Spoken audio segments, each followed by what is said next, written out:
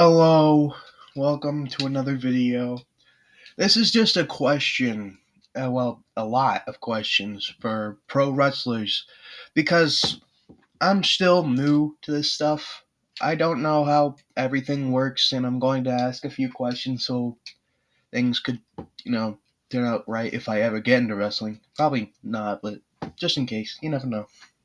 Anyway, first one is what makes a good character? Like a good gimmick, what makes a good character? Like, I get that you have to get as a heel or get over as a face. You know, get pop from the crowd every time you do something. But like, you have to have a good character in order to make that happen, right? Like Axel Fury, he's like a hitman guy. He's the fighter for hire, uh, which is a pretty good gimmick. You also have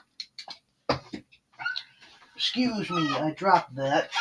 We have Robbie Collins, who is the cowboy guy who gets a thunderous pop each time he does a move. But other than that, I don't really know how to make a good character. I have a character that I'm currently working on. So uh, basically, my character is just a guy who wants to cause pain. Basically, like doesn't have any consideration for others. He just looks out for himself. And if he's a face, he would cheat. He would cheat to win, kind of like Roddy Piper, you know. But anyway, what makes a good debut is my next question. Like you have to have a memorable debut, right, in order to off on the right start. Like Batista did not have a memorable debut. He started off as Devon's lackey. So I feel like that would be a bad debut if I just came in as someone's lackey. But I can't. What my idea for a debut is that I debut as a referee for like 3 matches, and on like the fourth one, uh, me and some other wrestler gets into like an argument, and I end up costing him the match, and it causes a feud to happen, and I stay as a wrestler for the entirety of my career, whatever. It's my cat. Anyway, what makes a good debut? Because I can't remember anyone in ASWA's debut. I know Robbie Collins debuted about 10 years ago, about in 2015. So I don't really, I don't even know if he won or lost that match, but he debuted then. Anyway, next question: how do you decide on being a single star or a tag team guy? Because I feel like you'd have to talk with someone and say like, "Hey, do you see me as a big star, maybe like a singles wrestler? Do you see me as a tag team guy?" Or maybe you just think it out beforehand. Like maybe like you can make it on your own. You think you can make it on your own, or you have to have like some other guy to help you out and kind of like rise up to stardom. I feel like you'd have to think that out beforehand. And if I'm wrong, please tell me because again, not smartest. Anyway, how many wrestling associations do you usually work for? Because there's like ASWA, there's Velocity One, there's Ohio State. There's tons. Buckeye State. There's a ton. Um, Usually the most that I see from people are like five, maybe four, but usually it's about five in different in different associations of wrestling, different promotions. I usually see about five, maybe, if not less than that. I don't know, but I do see about five. And if so, like, how do you determine what places to go? And maybe it's just how much they pay you, how good they pay their workers. But I don't know. Okay, next question is what is the best kind of wrestling gear to get? Because I see most people usually just get trunks, knee pads, elbow pads, and boots because that would be the cheapest option. Even though they are still extremely expensive, though. Like wrestling boots cost around like $500, maybe, probably less than that. But last time I checked, they were pretty expensive. and I'm assuming all the other stuff is still expensive as well, and I don't see why it wouldn't be. But I'm just asking because I need to get the cheapest option because we cannot afford anything. So yeah, how much does wrestling gear usually cost? Is the next question because uh, I could just look this one up actually. How much does wrestling gear usually cost? Usually, oh, I forgot the word gear. Give me the. How much does wrestling gear usually cost? Uh, okay, so I can't find that anywhere. All right, never mind. That's my bad. Anyway, so I feel like it would be like a couple $100, right? Maybe like 700, maybe. I don't know, but I feel like it'd be there. Okay, so this one isn't for me, but like I'm just curious how some people do it because Papa Dingo he has two gimmicks, one where he is Super Oprah and the other one Papa Dingo. I'm asking how do you spread out between two gimmicks? Because there's like one promotion has you as one gimmick, another promotion has you as another. How do you spread those out? And can you bring one gimmick to the other promotion where you're already at another gimmick?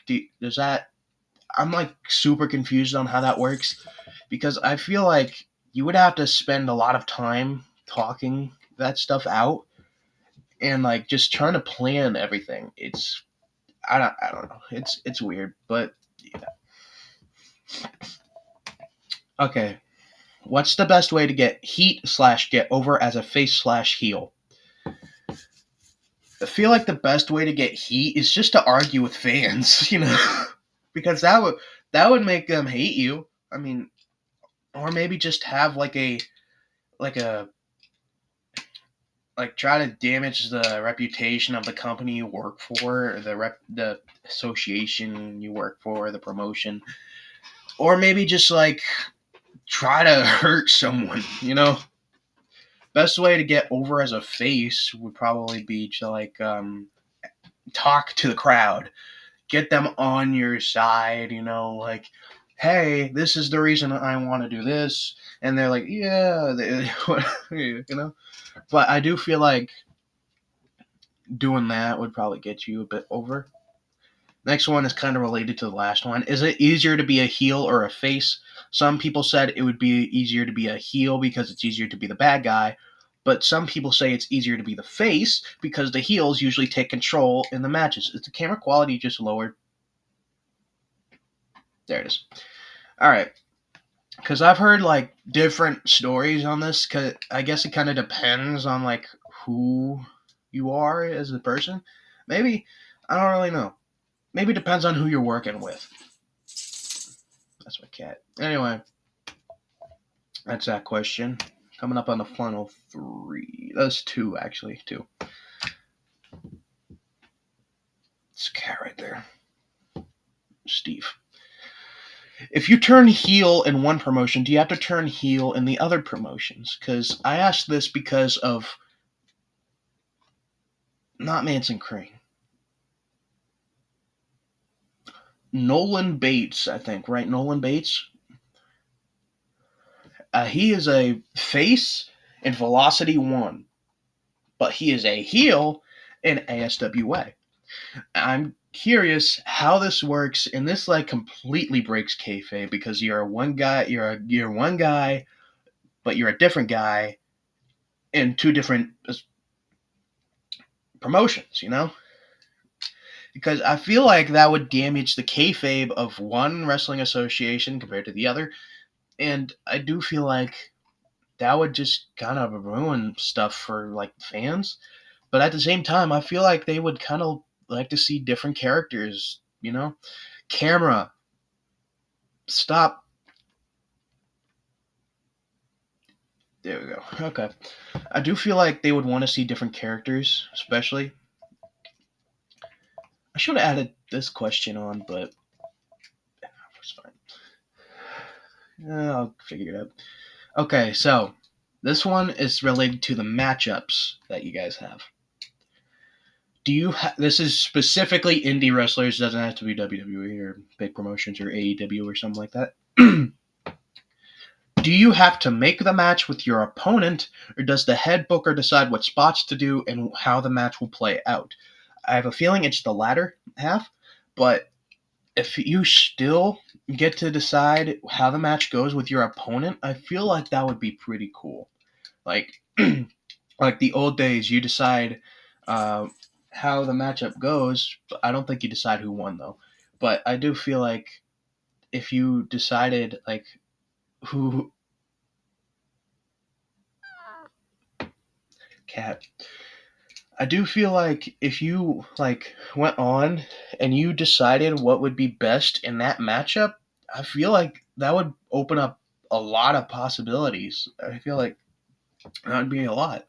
My cat's here on my lap now. How you doing? Yeah. Anyway, that's. I just feel like that would open up so much more possibilities, so much more interest, and a lot of wrestlers would probably be a lot more interested in the storylines they do. But that's just me. Anyway, that was the final question. If you have any answers to my 11 and a half minute video, please go ahead and comment or message me on Facebook if you want. Anyway, thank you all so much for watching. That being said, bye bye. There's a cat there. Stop that.